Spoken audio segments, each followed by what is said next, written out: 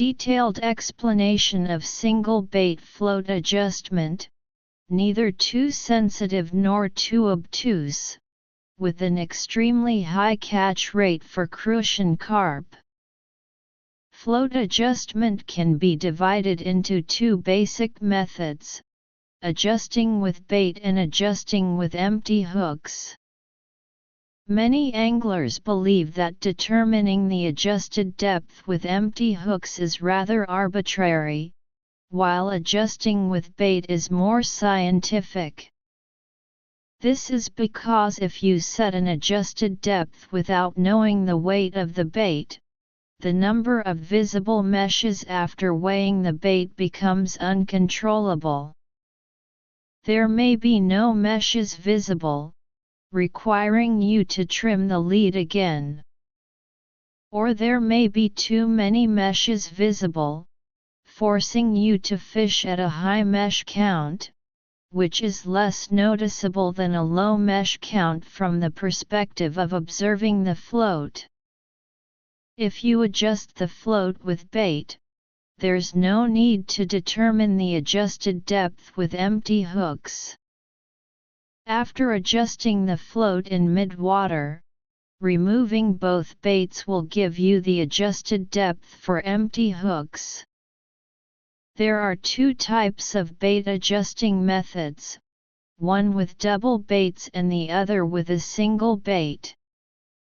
As we all know, different float adjustment methods have no inherent quality.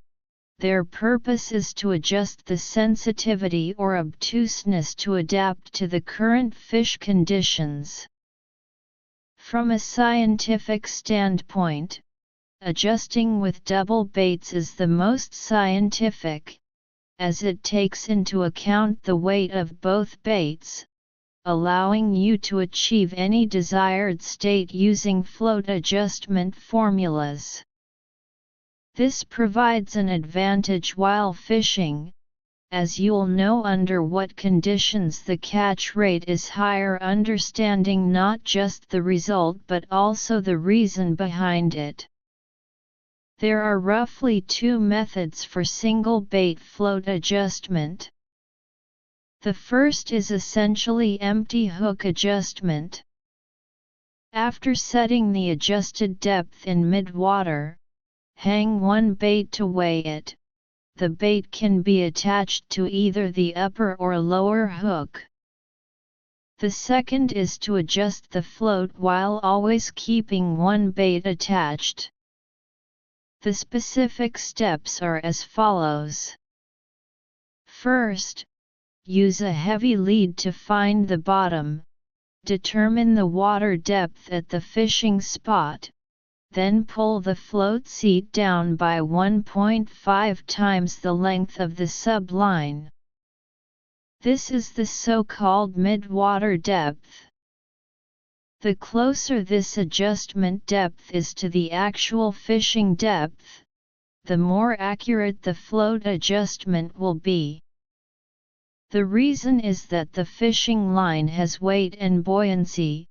If the adjustment depth is much shallower than the actual fishing depth, the number of visible meshes will decrease before finding the bottom.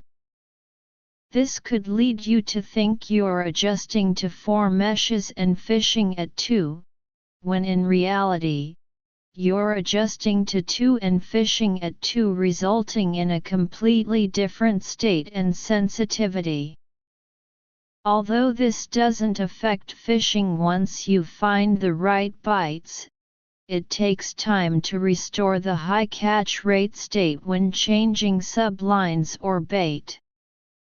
After determining the mid-water depth, remove both hooks to check the mesh count. This step is necessary to weigh the hooks. Remember, weighing the bait helps determine the most sensitive fishing depth, while weighing the hooks determines the most obtuse depth, referring to the most obtuse state before the lead touches the bottom.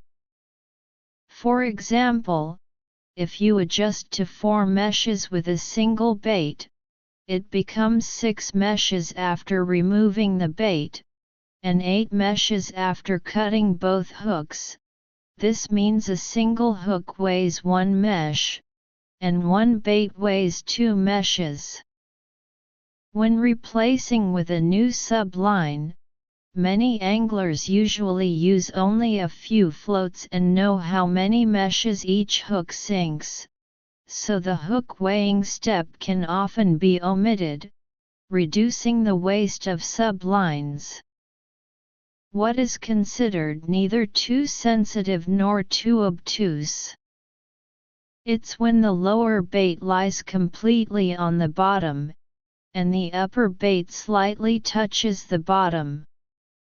Generally, the lower hook has a higher catch rate, but in wild fishing in natural waters, you need to consider the bottom environment.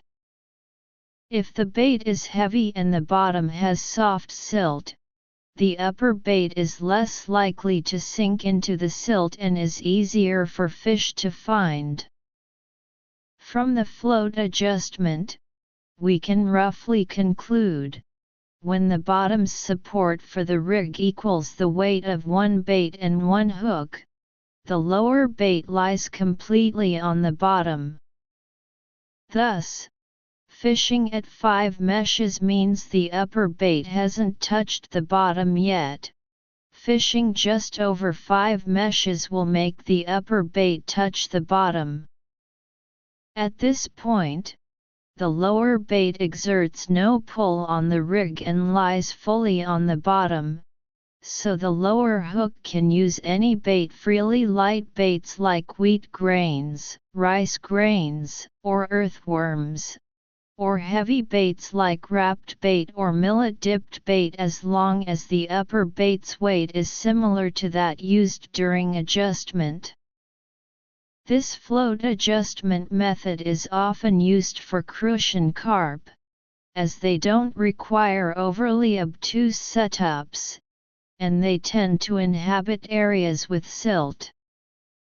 Please follow, save, and like. Daily updates. Thank you, fellow anglers.